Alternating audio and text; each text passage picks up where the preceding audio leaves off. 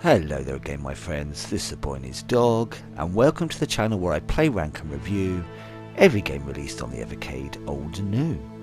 It's episode 4 of Everthoughts. Yeah, that came round quick, 2 in 1 week. In case you're wondering, Everthoughts is a series that's just an excuse for me to natter on about what I'm thinking in the week and or reactions to any new news, with some questions for you my dear friends, and then we look back at the responses from the previous episode. So second episode this week, 4 reasons. We have 2 trailers, yes 2 to look at, and although they are both connected, they signal interesting things to come in the future. Oh, I'm all excited again. As usual, we will watch the trailers first, then we'll catch up again and have a natter about it. And there's me worrying at the beginning of the week there'll be nothing to chat about. So let's have a look at the new trailers back to back, and I'll catch you on the other side.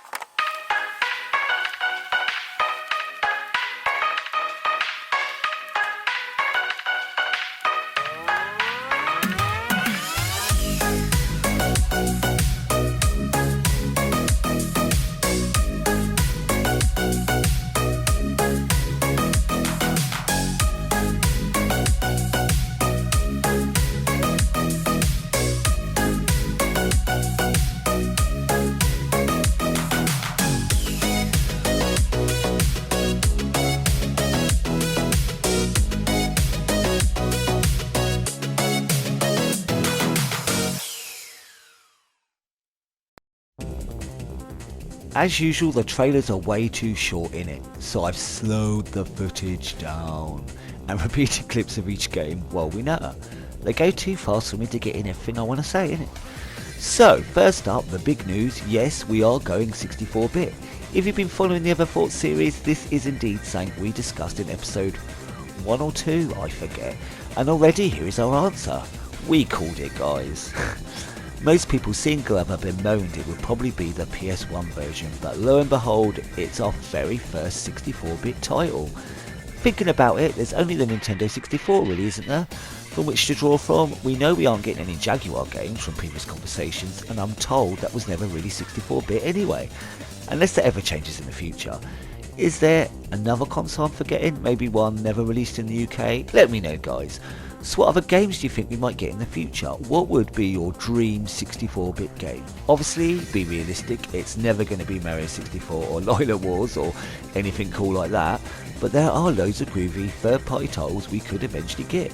I'll grab your mitts on.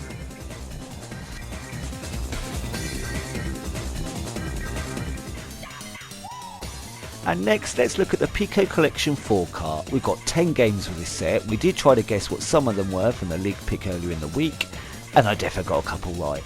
Ish. So the highlight, of course, is Glover, but as previously stated, it's not the PS1 version, but the Nintendo 64 version released in 1998. Our first 64-bit game, which is an exciting first step for what could be to come.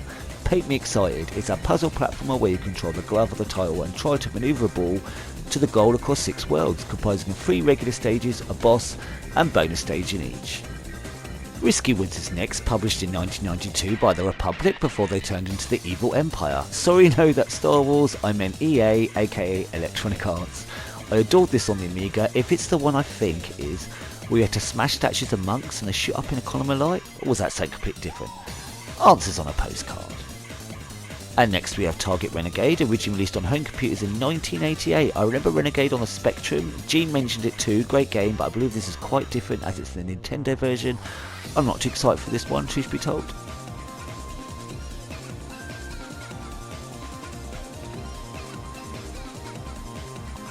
And then it's Zero Tolerance Underground. See, I thought it was a Zero Tolerance game. It looks very similar to the previous one, so this is the original unreleased sequel, which did make its way onto Zero Tolerance Collection. I hear it has notable improvements from the previous, so much so it seems almost too advanced for a Mega Drive game. Colour me excited and intrigued once more. Mermaids of Atlantis, the riddle of the magic bubble. Well, we've had to have a puzzle game in there somewhere. This looks okay, looks a bit puzzle bubble, but probably not as cool as that. And supposedly this is the non-adult version of Bubble Bath Babes, where naked ladies have been replaced with mermaids. So there's that.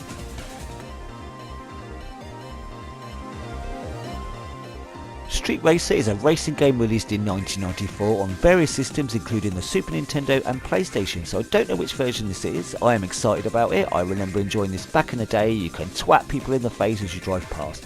Each character has a special move, and there's even a mini game like playing football in the cars. Awesome.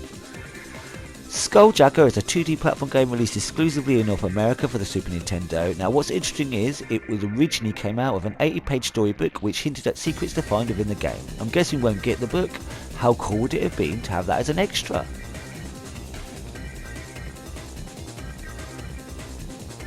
Star X is an on-rail shooter released on the Game Boy Advance in 2002, and it looks right up my alley. Visually it looks a little Starwing, aka Star Fox. I'm sure it's nothing like it, but the short clips give me that vibe, and I love being an on-rail shooter, so looking forward to this. The Fidgets is a platforming puzzle game released on the Game Boy in 1993, very much in the vein of Lost Vikings, where you switch between characters to get through the stage. It's a Game Boy game, so that's an automatic yes from me.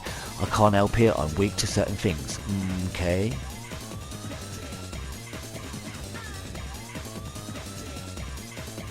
And Bad Street Baller, originally released in 1987, looks interesting, never heard of it before, looks like it could go either way, but just to know, Electronic Gaming Monthly placed it as 16th of 20 worst video games of all time.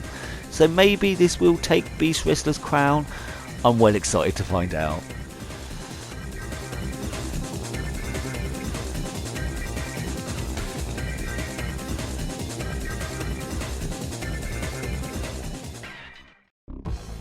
So overall, my thoughts on this new collection: it's great we get our first 64-bit game, though it's not a game I'm screaming to play. The fact that it exists on the Evercade is awesome in itself. As I've said numerous times, that is a good sign for the future, something we have discussed previously. When were we going to get more recent retro titles? And we have our answer already, so I'm very happy with this development. It means we still have surprises to look forward to. And as for the rest of the collection, I'm most excited about Risky Woods, Street Racer and Star X, if the latter is as cool as I hope. Those three may be reason enough for me to get the car alone, with the rest being a bonus. I'm not too fussed about the puzzle game, Renegade or Bad Street Baller, but I can't say no to more Game Boy goodness and another round of Zero Tolerance. Can't say no to that. So, those be my thoughts. What be yours? Are you excited about Piko Collection 4? Which games are you most interested in? What's your thoughts on the first 64-bit game? And what 64-bit games would you like to see in the future?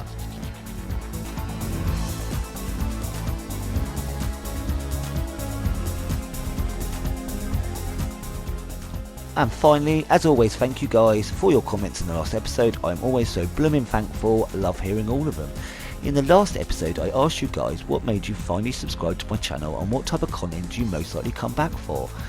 And I did a poll as well, and the results are in as of Friday the 16th of February at 5:30 PM.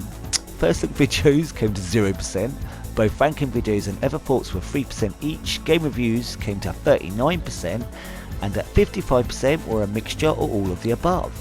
So there's me thinking maybe guys had had enough of the individual reviews, when the opposite seems to be the case. As I'm told, other channels don't really do it, so people come to mine for that specific reason. Also, from a lot of comments, it seems my initial idea still seems to be the most solid. Do a first look on a new car, where I play a bit of each to get initial feeling for you all, then do the game reviews to go in more depth on each game, and then finally for fun, rank all the games and see where you guys rank them as well. Always love those discussions and how different people's tastes are. Lovely stuff.